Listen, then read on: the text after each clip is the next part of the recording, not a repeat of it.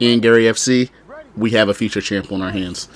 Not gonna lie to you, he went out there, didn't knock out Belal, but he did what he said he was gonna do, and that was be impressive and make it look easy. And I'm not gonna lie to you, on the game, kinda simple to do that, but he does not have the power. It's all about using your moves and being sharp. The main and key things to do as Ian Garry is stay at your ranges and honestly use significant strikes and use that calf kick. Bring other people's power down, use your significant strikes, and the next thing you know, the power difference will be there, and if you work their body, the stamina advantage will be there. Now, if you do all of those things, it makes the fight easier. But easier with Ian Garry, who is someone that can do everything. He can wrestle, he can kick, he can box, he can even do Muay Thai. If they get in the clinch, you could get in there, throw some clinch elbows, throw some knees to break up, the distance that they're crossing. But mostly, he's just efficient everywhere. So you try to fight efficiently everywhere. And I'm not gonna lie, in his fight against Belal, that's pretty much what he did. He stayed everywhere. He used his jab. When Belal tried to force the wrestling, he was very good at sprawling. Now, his sprawl game was great. His clinch game and his defense against cage wrestling was also great. Now, the main thing there was mostly the fact that he knew how to position his hands and keep his weight distributed, but he also knew how to whizzer out at the right times. And that's why I think Ian Garry is probably going to be a future champion in this division. With Islam winning the belt, you know what I mean? Like, I don't know. But when it was JDM, I thought he could beat JDM.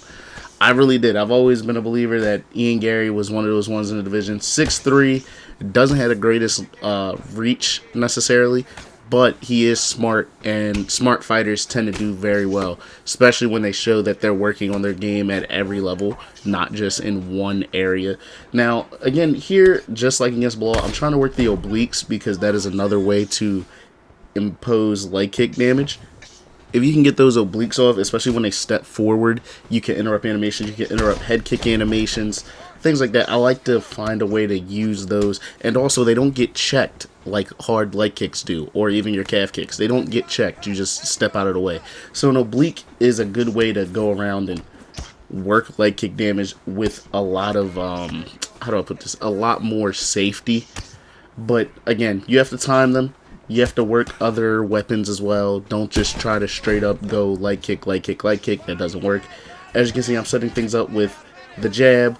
And then when people try to slip, I'm throwing hooks, as well as I'm offering that lead uppercut. That lead uppercut is causing him to run into it because he's trying to evade the significant strikes. But you can't do it like that. You have to find a way to use your distance and get out of the way.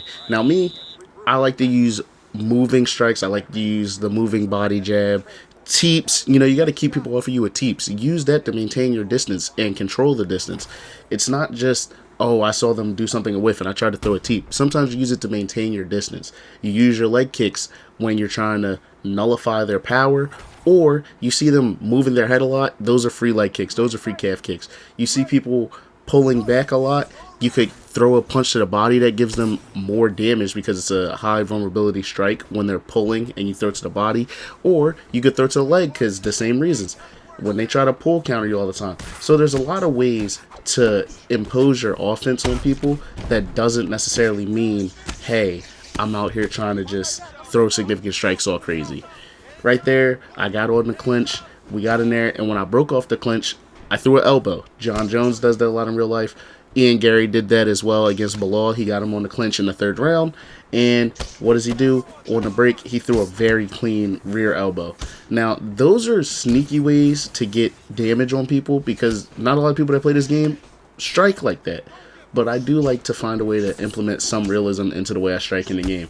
Now, right here, he's backing up. I'm just going to pick him apart. Definitely work at all the different levels. Body, head, body, body, body, head. And the fight's over. That's how you be clean with your striking. And on that, we're going to go to the next one. But that is a good way to be very efficient with Ian Garry. You ready to fight? You ready? Let's do it. Now, again, on this one, not going to lie to you, Got a Robbie Lawler. I know Robbie Lawlers like to be really aggressive.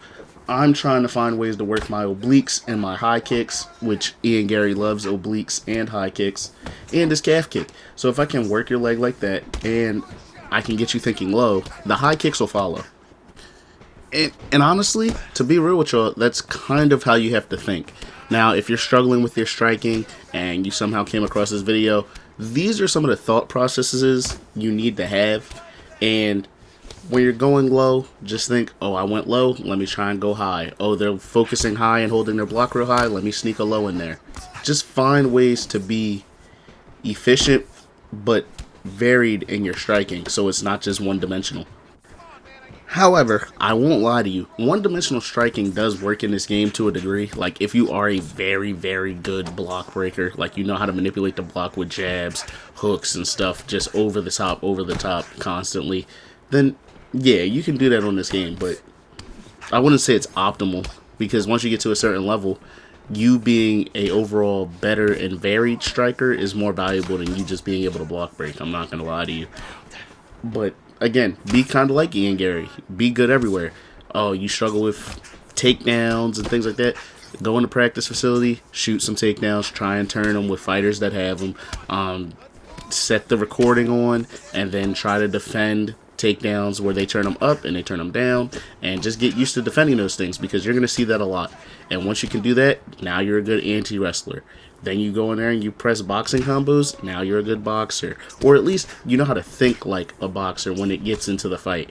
And on top of that, you could kickbox in there too.